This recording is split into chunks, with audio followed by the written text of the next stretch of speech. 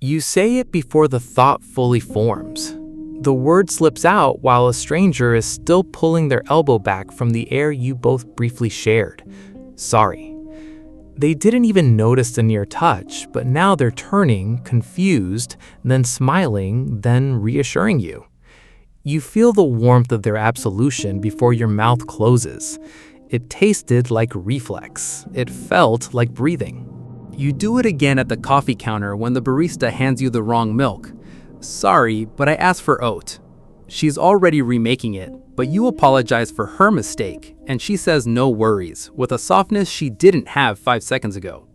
The guilt in her eyes transfers into the foam of your corrected drink.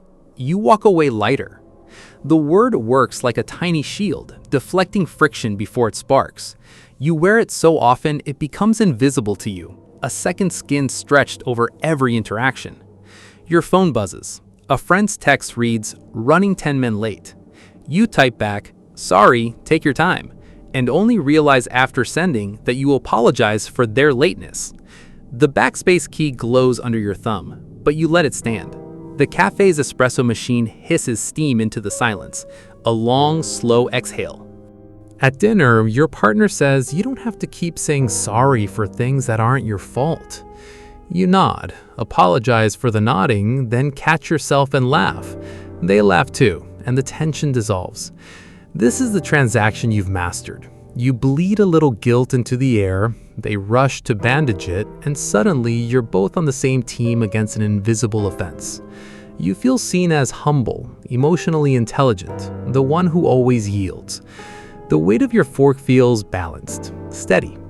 Your phone vibrates. Unknown number. A text reads, "We need to talk about how you use that word." You swipe it away, heart skipping just slightly, and tell yourself it's spam. The chair beneath you creaks, and the sound stretches a beat too long.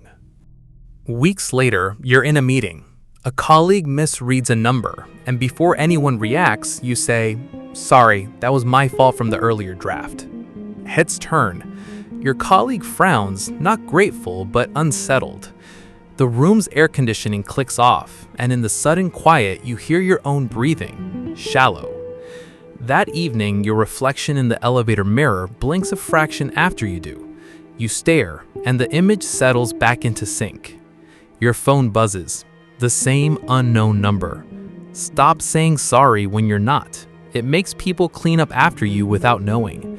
You block it, but your thumb trembles on the glass. The elevator door slides shut with a soft, final thump. Ready for what you become next? You test it deliberately now. At a family gathering, your aunt spills wine on the tablecloth. You say, "Sorry, I should have moved the glasses further back." She freezes, hand mid-air, then says, "Oh honey, it's not your fault," suddenly crying over a stain you didn't cause. The room reorganizes itself around your confession. Your mother stares at you as if you've grown a second shadow. You feel a cold handle turn inside your chest. That night, you lie awake, the hum of the street lamp outside vibrating through the window pane. The silence in your bedroom stretches so long it becomes a presence, pressing on your eardrums. You whisper, "Sorry," to no one. The word hangs in the dark, unanswered. Goosebumps rise on your arms and refuse to fade. The final sorry kills something. Your partner is packing a bag, frustrated over a forgotten commitment. You say, "Sorry I made you feel unheard," and they stop, mid-fold, and just look at you with an exhaustion that isn't anger, but something closer to grief. They don't say, "It's okay." They don't move. The room holds its breath. You realize they cannot comfort you anymore because you've emptied them. The apology, once a shield, has become a wall made of glass. You see their face, but they see only your reflection, forever apologizing, never there. A door down the hallway closes by itself, the click echoing. Your hand drifts to your pocket, but your phone is dead. Screen black as oil. No vibration, no unknown message. Just you, standing in the center of a silence that is finally, completely yours, and there is no one left to forgive you.